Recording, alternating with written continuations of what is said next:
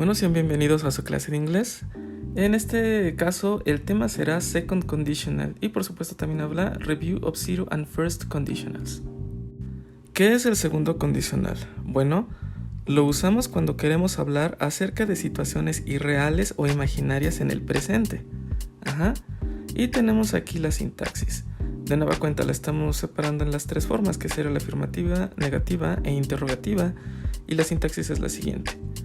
Tenemos if plus subject plus verb in past plus complement.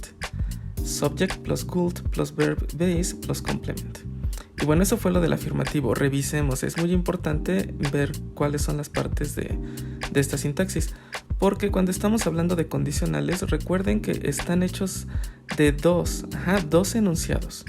Entonces yo puedo poner uno o el otro al principio, como ustedes gusten. El primer enunciado es el que tiene el if, que es la cláusula de condición. Lo puse aquí de color verde.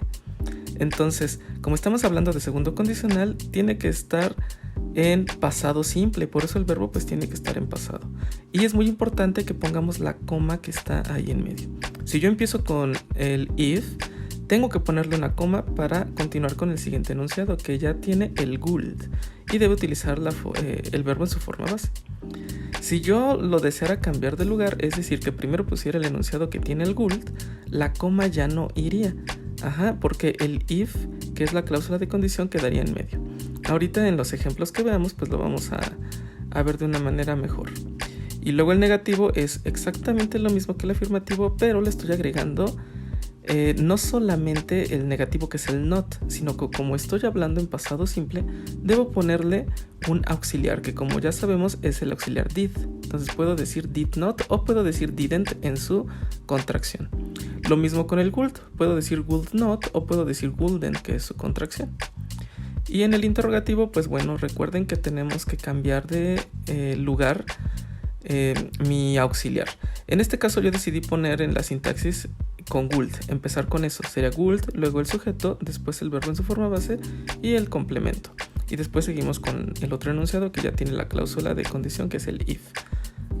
El sujeto, el verbo en pasado y el complemento. Ahorita en los ejemplos lo vemos de una mejor manera. Bien, comencemos con el afirmativo. If they swam every day, they will be in good shape. Entonces, ¿qué estamos diciendo aquí? Si ellos nadaran todos los días, estarían en buena forma.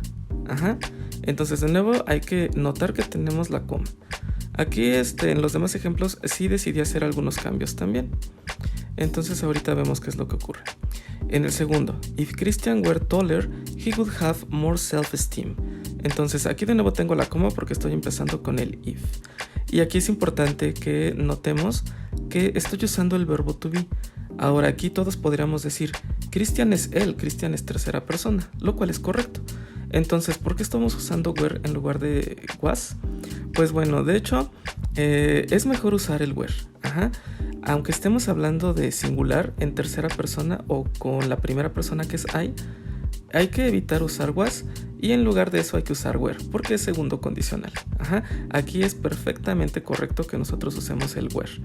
Sí va a haber ocasiones en las que ustedes escuchen que alguien diga was o que ustedes también lo vean escrito como was, pero lo mejor es que usamos el were, así que hay que hacerlo de esta manera.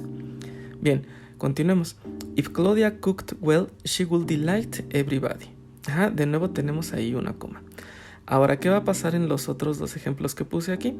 Pues aquí estoy usando la otra forma. Estoy cambiando de lugar los enunciados, porque recuerden que los condicionales están formados por dos enunciados. Entonces aquí lo que hice en los últimos dos ejemplos es primero poner el que tiene el would. Y en segundo lugar el que tiene la cláusula de condición, que es el if. Cuando nosotros hacemos eso, ya no hay que hacer uso de la coma. Entonces el enunciado dice, I will build a castle if I lived forever. Y el siguiente, the stars will guide our ways if we looked at them.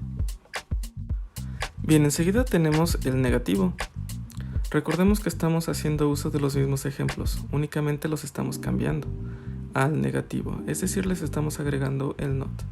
Aquí yo lo hice en ambos enunciados, tanto en el did como en el would le agregué el not.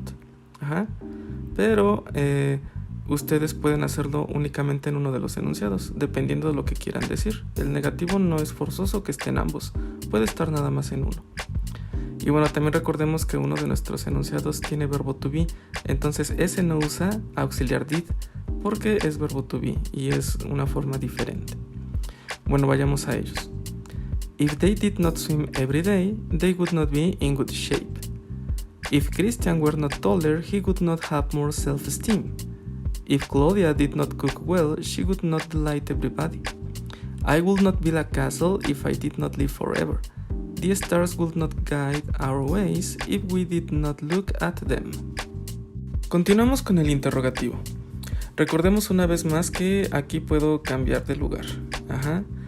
Los enunciados, porque son dos los que forman el segundo condicional. Y bueno, aquí lo vamos a ver específicamente en el interrogativo porque sí cambia un poco la manera en la que podemos entender la pregunta. Bien, revisemos la segunda. Dice, ¿Will Christian have more self-esteem if he were taller? Entonces, ¿tendría Christian más autoestima si fuera más alto? Las posibles respuestas, yes he would, no he wouldn't. Así de sí, él sí lo tendría o no, él no la tendría. Bien, revisemos ahora la cuarta. En esa empecé con la cláusula de condición. Entonces sí podemos empezar de esta manera las preguntas. Veamos qué dice. If I lived forever, would I build a castle? Si viviera para siempre, ¿construiría un castillo? Entonces, ¿qué fue lo que hice aquí? Empecé con la cláusula if, pero de igual manera como es una pregunta, pues debo cambiar el orden. Está la coma porque empecé con el if, pero en lugar de decir I will build, estoy cambiándolo, estoy diciendo will I build porque es una pregunta. Y de nuevo veamos que tiene dos tipos de respuestas. Tiene la afirmativa y la negativa, por supuesto, pero va a depender de quién responda la pregunta. Puedo responderla yo mismo o puedo responderla a alguien más. Ahora revisemos esto que ya se había visto en otro semestre, que es el zero conditional. Aquí recordemos que lo usamos para describir situaciones lógicas y naturales. Aquí únicamente tenemos que entender que los dos enunciados están en presente simple. Aquí están los ejemplos. I send letters if I have a party. I don't send letters if I don't have a party. Do I send letters if I have a party? Yes I do, no I don't, o yes you do, no you don't. Y continuaremos con first conditional. Este lo usamos para hablar de eventos futuros que sean probables. Nuestros ejemplos. If she digs a hole in the garden, she will plant a tulip in it. If she doesn't dig a hole in the garden, she won't plant a tulip in it. Y por último, will she plant a tulip in the hole if she digs it in the garden? Yes she will, no she won't. Aquí bueno, como es primer condicional, recordemos que usamos presente simple y futuro. Y bueno, eso es todo por el video de hoy. Nos estamos viendo en el siguiente.